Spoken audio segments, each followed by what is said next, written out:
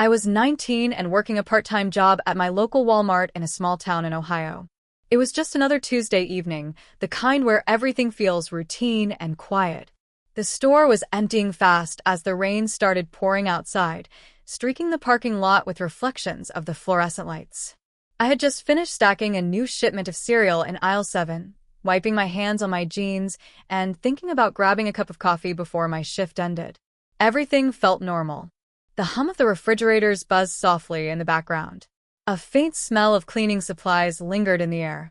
I could hear the distant beep of a price scanner from another aisle and the occasional muffled voice of a customer checking out. It was just me, the night crew, and the soft rhythm of rain against the windows. But then, as I adjusted a box on the top shelf, I noticed a shadow move just beyond my line of sight. I froze for a second, thinking maybe it was one of my coworkers, though I knew I was alone in this part of the store. The fluorescent lights above flickered for a split second, and for a brief moment, everything seemed darker than it should. I shook my head, telling myself it was nothing, just a trick of the light. Still, something didn't feel right. I had been working here for months and knew the layout by heart. Nothing should have been out of place. But I couldn't shake the feeling that someone, or something, was watching me. It was subtle at first. A faint noise behind the shelves. The sound of someone breathing quietly, almost imperceptible over the rain. I told myself I was imagining it. I went to reach for another box of cereal and felt the hairs on the back of my neck stand up. The quiet hum of the store didn't feel comforting anymore. It felt oppressive, like the walls were closing in. I turned around slowly, expecting to see a coworker, or maybe a stray customer still wandering the aisles. But there was no one there, just the empty aisle, the neatly stacked shelves, and the faint flicker of light reflecting off the tiles. For a moment, I even considered calling it a night early, but something made me stay. I needed to finish my shift.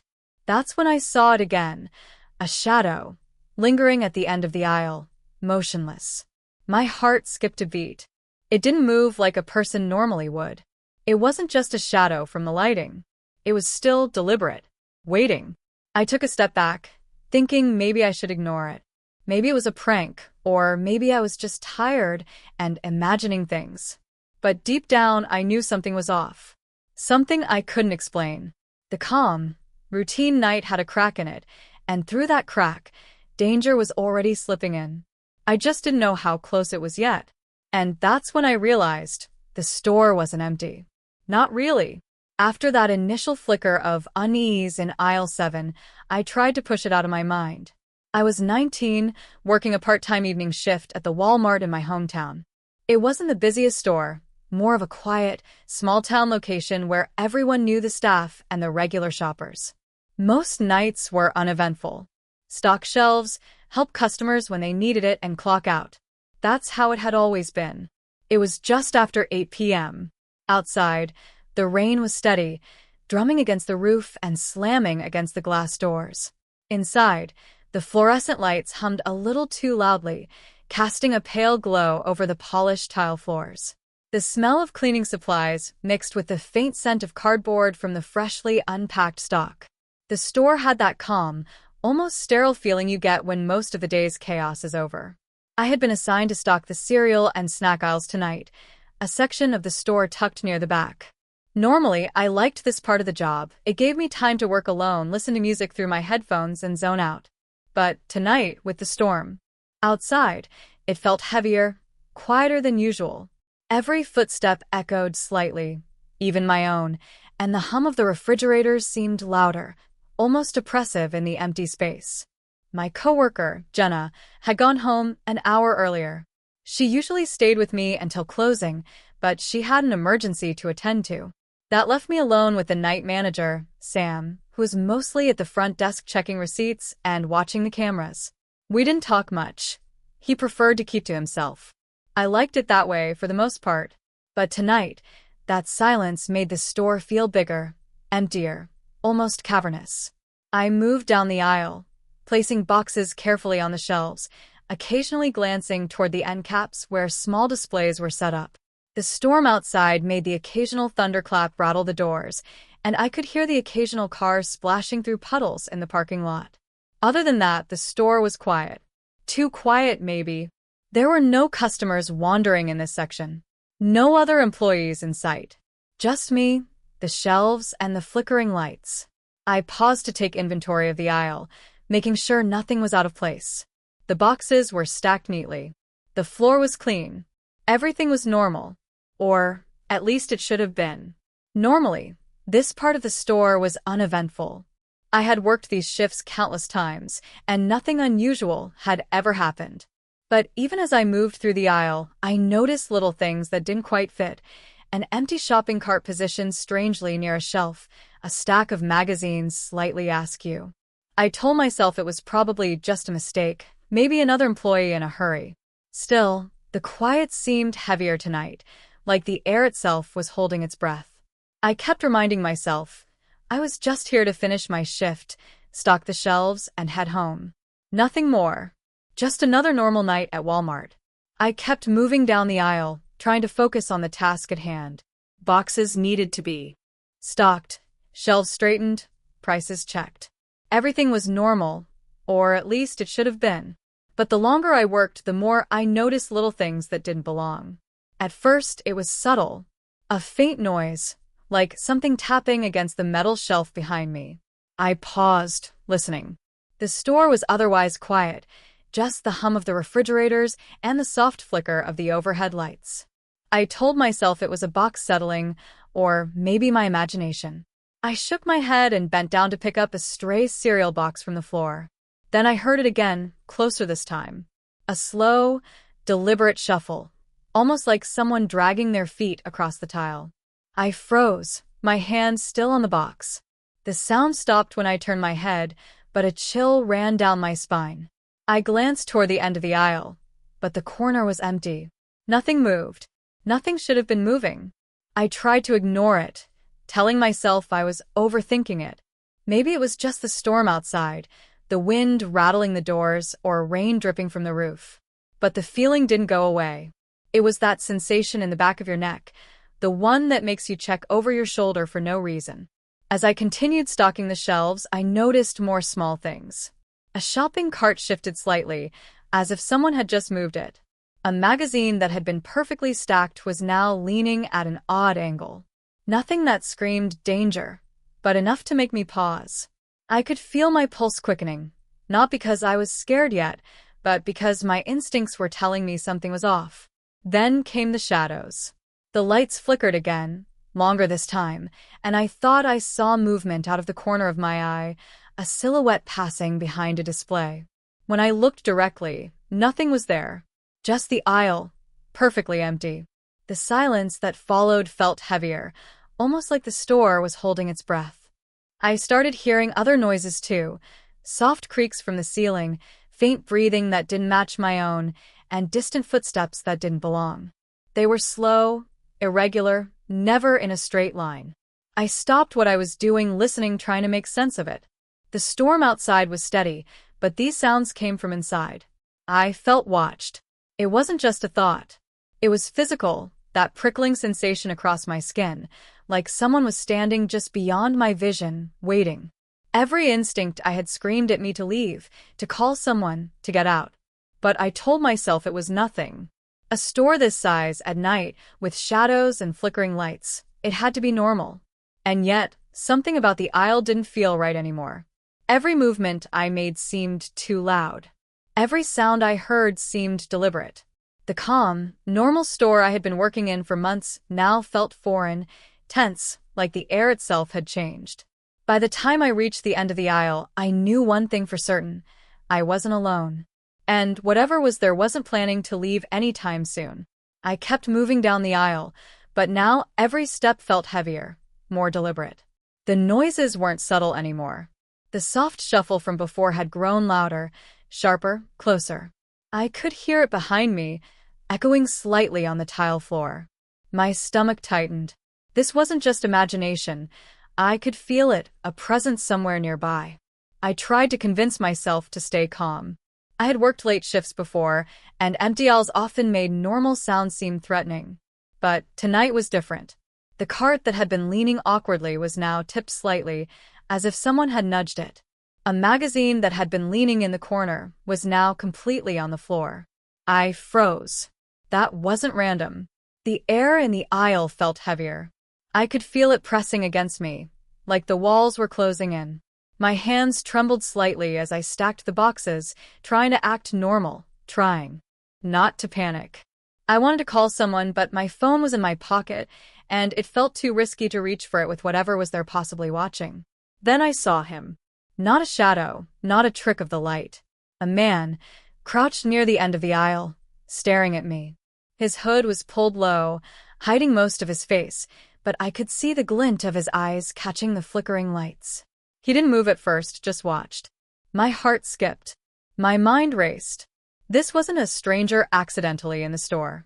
He was waiting, and he knew I was alone. I took a slow step back. He shifted slightly, almost imperceptibly, but enough to remind me that he was real, close, and aware of my every movement. I realized then that the aisle offered no real escape. Shelves on either side blocked a quick exit. The emergency doors were at the other end of the store, too far to reach unnoticed. I felt trapped. I tried to distract myself, moving deliberately to another stack of boxes, hoping to make it seem like I wasn't noticing him. But every instinct in my body screamed at me to run. My pulse pounded in my ears as I glanced over my shoulder. He was closer now, stepping forward slowly, silent, precise. The sound of his shoes against the tile was almost non-existent, but I could see the subtle movement. A sudden loud flicker of the lights made me flinch, and when my eyes adjusted, he had moved again. A few feet closer, crouched in the shadows at the edge of the aisle. It was deliberate. Every motion calculated. I realized he had been following me the entire time, moving in the gaps between aisles, always just out of clear sight. My breathing became shallow. I was alone. I was exposed. And there was no telling what he wanted or how far he was willing to go.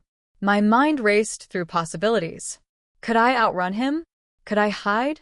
The safest thing, I knew, was to stay calm. But calm was impossible.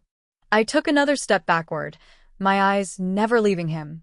He mirrored me slowly, advancing, stalking me like a predator. I knew one thing for certain. Whatever this man was planning, it wasn't random. He was deliberate. And I was his target. By the time I reached the end of the aisle, I could see him clearly.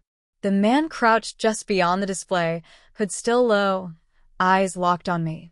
He didn't speak, didn't make a sound, just watched. My chest tightened, and I realized I was frozen in place. Every instinct screamed at me to run, but the layout of the store made that impossible. Shelves on either side blocked any quick escape. Then he stepped forward. Slowly. Deliberately. My heart leapt, and I ducked behind the nearest display, grabbing the first thing I could use as a barrier, a small metal shopping cart. It rattled loudly as I shoved it into the aisle, hoping to slow him down. The man paused, tilted his head, and moved around it effortlessly, like he had anticipated my every move. I knew hiding wasn't enough. I had to get out. I scrambled backward toward the electronics section, keeping my eyes on him, counting steps, trying to memorize the path to the emergency exit. My hands shook. My breath came in short, panicked bursts. Every instinct in my body screamed that he was faster, stronger, closer. Suddenly, he lunged. Not with a scream or shout, just a swift, controlled movement. I dropped to the floor, crawling under the racks as fast as I could. My knees scraped against the tile. I could hear him moving above me, the sound of his shoes soft but deliberate, circling, searching. The air felt tight, like I was suffocating. I kept crawling, desperate to put anything between us. I reached the customer service desk. The keys to the doors were hanging there. My hands fumbled as I tried to grab them, knocking over pens and small display items in my panic. He appeared at the edge of the aisle, crouched slightly, hood low, silent. My stomach dropped. I realized he had anticipated this move too. Then, as I turned the key in the lock, he stepped closer, and I saw it, a glint of metal in his hand. My heart skipped. A knife. That's when the reality hit me. This wasn't random. He had been hiding in the store, watching, waiting for me to be alone. My hand shook so badly, I nearly dropped the keys. I swung open the door and bolted into the rain outside, the storm washing over me, masking my footsteps. My lungs burned. My clothes were soaked. I didn't stop running until I was safely inside my car, locking the doors, shaking so hard I could barely hold the steering wheel. I kept checking the parking lot, half expecting to see him standing there, waiting. Once I got home, I called the police, still trembling. Officers came to the store, checked the aisles, and confirmed that he had been inside for hours, hiding in the shadows. But by the time they arrived, he was gone. Gone, like he had vanished into the storm. I sat in my living room that night, drenched, heart still racing. I knew one thing. I had come face to face with someone dangerous, someone deliberate. And for hours, I had been the only person in the store, completely exposed. I thought the worst was over once I got home, shaking and soaked from the rain. I told myself I had escaped, that the man had vanished into the night. I replayed the events in my mind, trying to make sense of it. How had he even gotten in? How had he known I'd be alone? The next day, I returned to the store during daylight hours, pretending to be calm while management reviewed the security footage. I wanted to see him. I wanted to understand what I had been dealing with. That's when I saw it. On the monitor, the footage showed the empty aisles, quiet and unassuming. And then, the figure. He had been there the whole time, moving from aisle to aisle. Not casually, but deliberately. He stayed hidden behind shelves, crouched in shadows. But the detail that made my stomach drop, he wasn't just hiding near me in aisle 7. He had been following the other night crew, observing every movement, learning the patterns. He had chosen his moment carefully, my shift, alone, in the back of the store. Then I noticed the weapon. The knife. It had been tucked into his jacket the entire time. Every motion, every careful step, had been planned around keeping it concealed. He had been waiting for the right moment to strike. I realized that when he stepped out of the shadows at the end of the aisle, it wasn't an impulsive act. He had been stalking me, tracking my every move, and it had been calculated. The most disturbing thing? The footage showed something I hadn't noticed the night before. When I ducked behind the display to grab the shopping cart, he paused, smiled, almost imperceptibly, and then adjusted his path around me, still silent, still deliberate. He had anticipated my actions, like he had rehearsed them in his mind. It was methodical, and it wasn't random. I felt sick as I realized how long he had been in the store before I even noticed him. Hours. Hours of crouching in the shadows, watching, waiting. Not just for me, but for anyone who might be alone in the late-night aisles. He wasn't just dangerous, he was careful, experienced, patient. The footage also revealed another chilling detail. Security had captured a glimpse of his face as he moved past a corner of the store. Young, clean-cut, almost unassuming. He didn't look like someone who belonged in this kind of horror. That contrast made it worse. He looked like someone you might see at a gas station during the day. Ordinary. Normal. But the actions told the real story, deliberate, dangerous, and calculated. I sat there staring at the monitor, heart pounding. I had survived, but only by chance. Every move I made, every hesitation could have been fatal. And the worst part? He had already disappeared. There was no trace of him leaving the store. No clear escape route. It was as if he had melted into the shadows, planning to strike another night, another shift. That's when it hit me. The man in the hood, stalking me in the aisles, wasn't just a random intruder. He was a predator. Patient. Calculating. He had chosen me specifically. And if he ever returned, there might be no warning next time. Even after seeing the footage, I couldn't stop thinking about him. The way he moved, the patience he had shown, it stayed with me. It wasn't something you could shake off with a cup of coffee or a long night's sleep. Every time I closed my eyes, I could see him crouched in the shadows, waiting, calculating, watching. I went back to work a week later, trying to act normal, pretending the storm and the encounter had been a one-time thing. But everything had changed. The aisles didn't feel the same anymore. Every cart that moved on its own, every faint shuffle, every flicker of light made me jump. I found myself constantly checking the security monitors, watching the footage of that night over and over, as if I could memorize every detail and somehow protect myself. Sometimes I would catch glimpses of him in the daytime. Not clearly, just out of the corner of my eye. A hooded figure slipping past the checkout lines. A shadow lingering behind a display. People passing by, ordinary customers, and yet something in their movement reminded me of that night. I could never be sure. And that uncertainty was worse than anything. I even started avoiding the store at night, taking my grocery trips to different places, but the memory followed me. I would see the layout of the aisles in my mind, the places he could have hidden, the angles he might have used to watch me. Sometimes, when I was home alone, I imagined him crouched somewhere nearby, patient and silent, waiting for the right moment to strike again. What made it worse was the police report. They never found him. No prints. No traces of entry. The footage showed him inside the store for hours, yet he disappeared without a trace. Whoever he was, he had planned everything, and he had done it well. The thought that he could still be out there, watching other stores, other shifts, other people, made me shiver. And then there were the nights when I swore I heard it again. The soft shuffle of feet, the quiet scraping of a cart, just outside my window or in the parking lot.